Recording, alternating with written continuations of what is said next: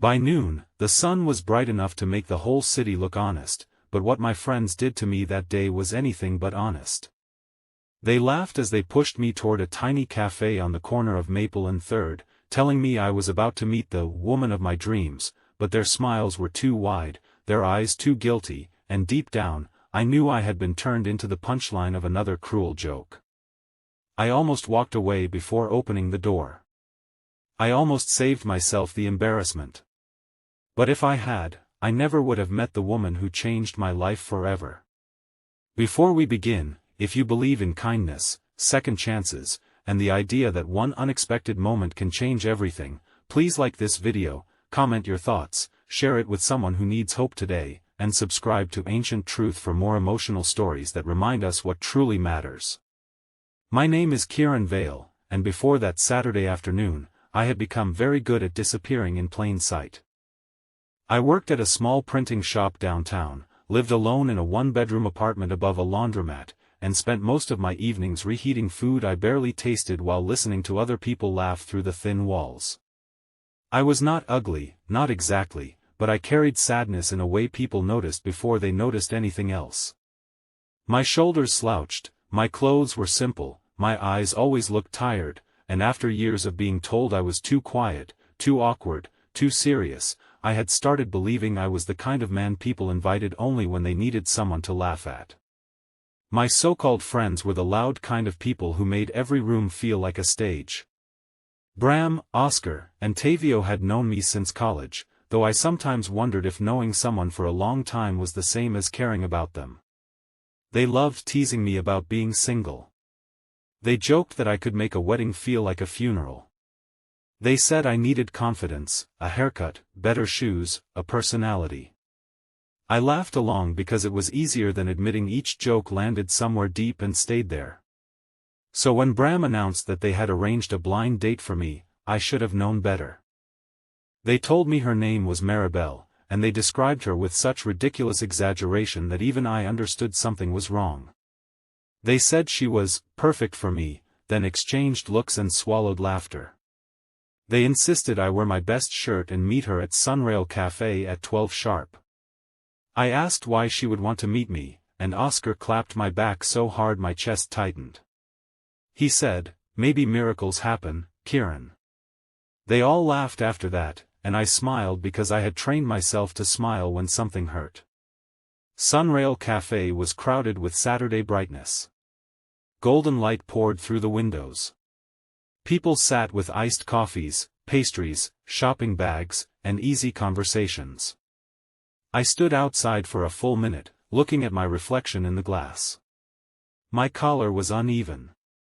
My palms were sweating. Behind me, my friends waited across the street, pretending not to watch, but I saw them. Bram had his phone out, probably ready to record the moment I discovered the joke. My stomach twisted. I imagined walking in and finding no one there. Or worse, finding someone paid to mock me. I nearly turned around. Then I saw her. She sat at a small table near the window, sunlight resting on her dark curls like a blessing. She wore a pale yellow dress and had a folded napkin in her hands, twisting it nervously. There was a cane leaning against the chair beside her, white with a red tip. Her eyes were open but unfocused, moving slightly toward sounds rather than faces. She was blind. And she looked just as nervous as I felt.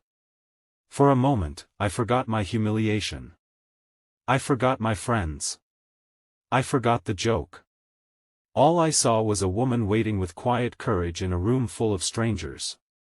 I stepped inside, and the bell above the door rang. Her head turned gently toward the sound. I walked to her table, my voice nearly failing me as I asked if she was Maribel. She smiled, not the polished smile people use in photos, but a soft, uncertain smile that made the noise of the cafe fade around us. She said she was, and asked if I was Kieran. I said yes. Then she laughed lightly and admitted she had almost left twice. That laugh saved me. I sat down, expecting awkward silence, but Maribel Ashen had a way of making silence feel safe.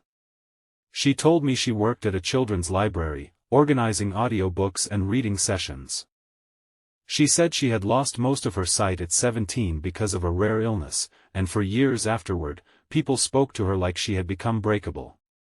I told her I worked with paper, ink, binding machines, and old customers who still believed flyers could save their businesses.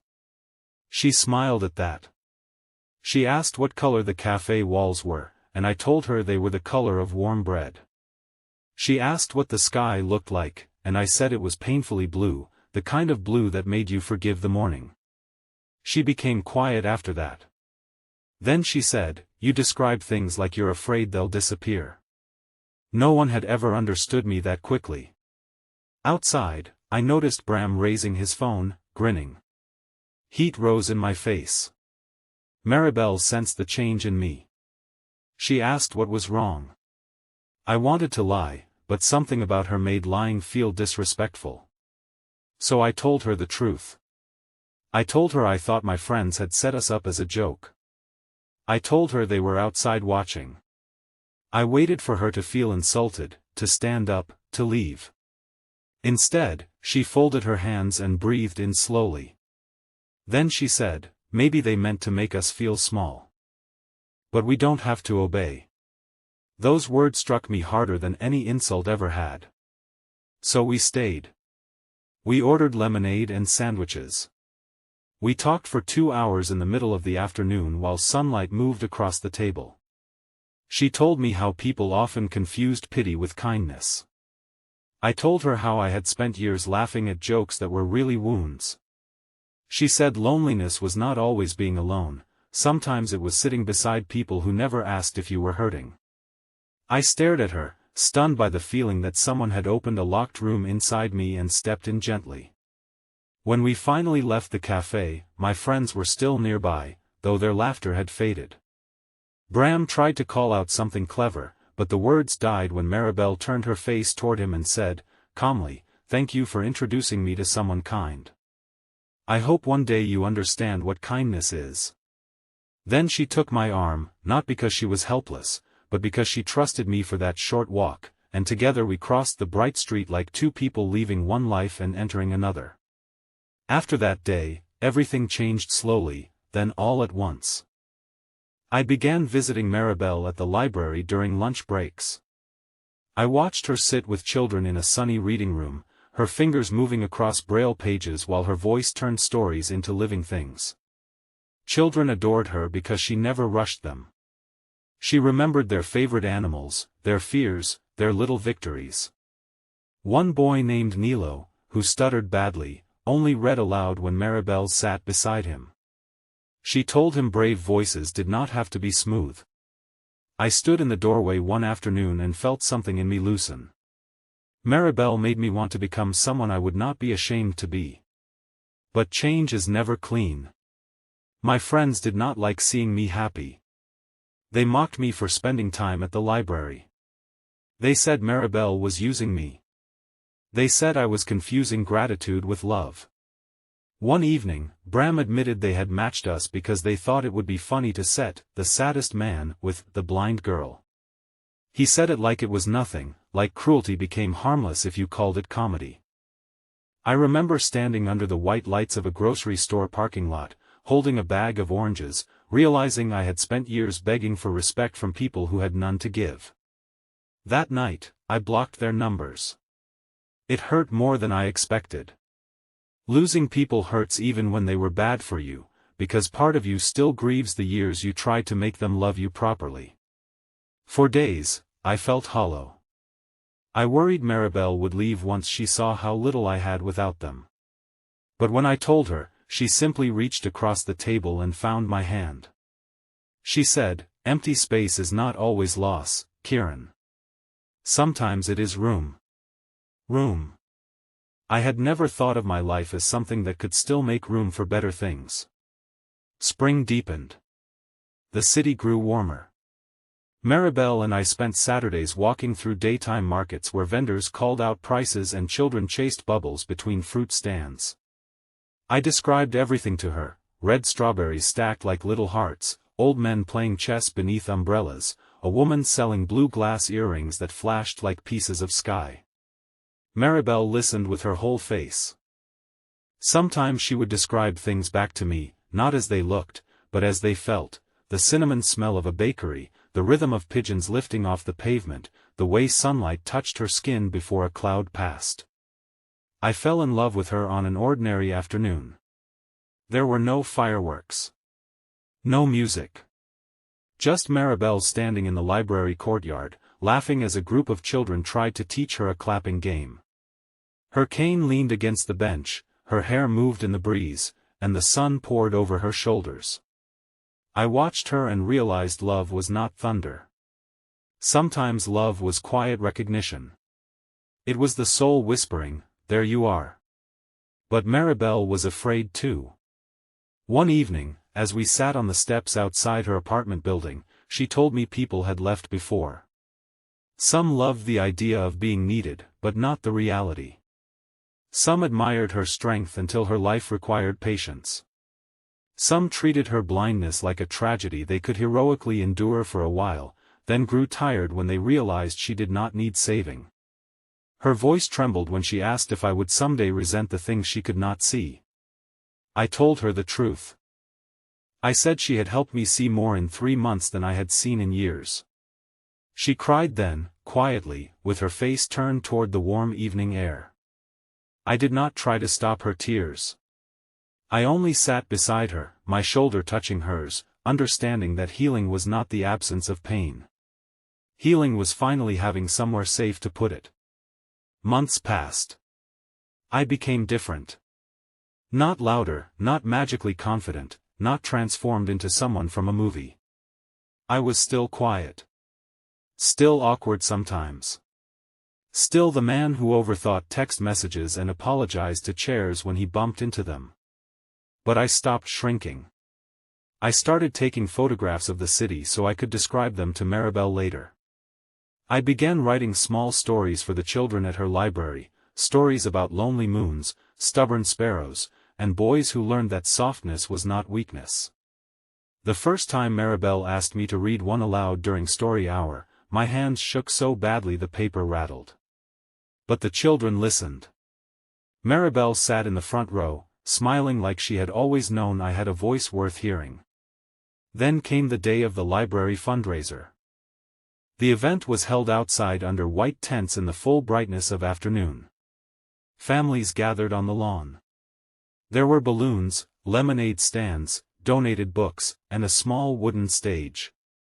Maribel had been asked to speak about the importance of accessible reading programs, and she wanted me nearby. I stood at the edge of the crowd, proud and nervous, watching her step onto the stage with her cane in one hand and her notes in Braille in the other.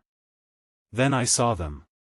Bram, Oscar, and Tavio stood near the back, older somehow, smaller than I remembered. My chest tightened out of old habit. For one terrible second, I was back at Sunrail Cafe, sweating through my best shirt, waiting to be laughed at. Bram noticed me and gave a weak half-smile. I looked away. Maribel began speaking. Her voice carried across the lawn, steady and clear. She spoke about children who needed stories in ways the world did not always provide. She spoke about dignity. About how help should never come wrapped in pity. Then she paused and said there was someone in the crowd who had once been brought into her life through an act meant to embarrass them both. My heart stopped. She did not name my friends. She did not shame them. She simply said that cruelty had opened a door by accident, but kindness had decided what happened next. People turned toward me. My face burned. Maribel smiled in my direction as if she could see me perfectly. She said, "Kieran taught me that some hearts do not know they are waiting to bloom until someone stops stepping on them." The crowd applauded, but I could barely hear it. I was crying in daylight, in front of strangers, and for once I did not feel embarrassed. I felt alive. After her speech, Bram approached me. He looked uncomfortable, his old arrogance gone thin. He said he was sorry. Maybe he meant it. Maybe he only felt guilty because the joke had become beautiful without his permission. I did not know. But I understood something then. Forgiveness did not require me to reopen the door. I told him I hoped he became kinder. Then I walked back to Maribel. That evening, after the fundraiser ended and the lawn emptied, Maribel and I returned to Sunrail Cafe. The same afternoon light filled the windows, softer now, turning everything gold. We sat at the same table where humiliation had almost swallowed me whole. The cafe walls were still the color of warm bread. Outside, people passed with shopping bags and strollers. Life moved on, careless and miraculous. I took Maribel's hand and told her I had brought her there because I wanted our worst beginning to become part of our best memory. My voice shook as I asked her to build a life with me, not because either of us needed rescuing, but because we had both learned how to stand beside each other without making love feel like a cage. I did not have a diamond ring that day. I had a small silver band engraved with tiny raised dots spelling the word home in Braille. When I placed it in her palm, she touched it once, then covered her mouth as tears slipped down her cheeks. She said yes before I even finished asking. So please, before the ending, comment, kindness can change everything, if you believe one gentle heart can heal years of pain. If this story touched your heart, please like, comment, share, and subscribe to Ancient Truth. Your support helps these stories reach people who may be waiting for a reminder that they are not a joke, not a burden, and not too broken to be loved. Years later, people still ask how Maribel and I met. Sometimes I tell them we met on a blind date. Sometimes I say we met because 3 careless men tried to make us small and failed. But the truth is simpler than that. We met in daylight, at a table near a window, both carrying wounds nobody could see. I arrived expecting humiliation. She arrived expecting disappointment. Instead, we found proof that life can use even cruelty as a doorway if kindness is brave enough to walk through first. And every Saturday afternoon, when the sun is bright and the city looks honest, Maribel and I still pass Sunrail Cafe. Sometimes we go inside. Sometimes we sit at that same table. I describe the sky to her, and she smiles like she already knows. Because love, real love, was never about seeing perfectly. It was about being seen completely.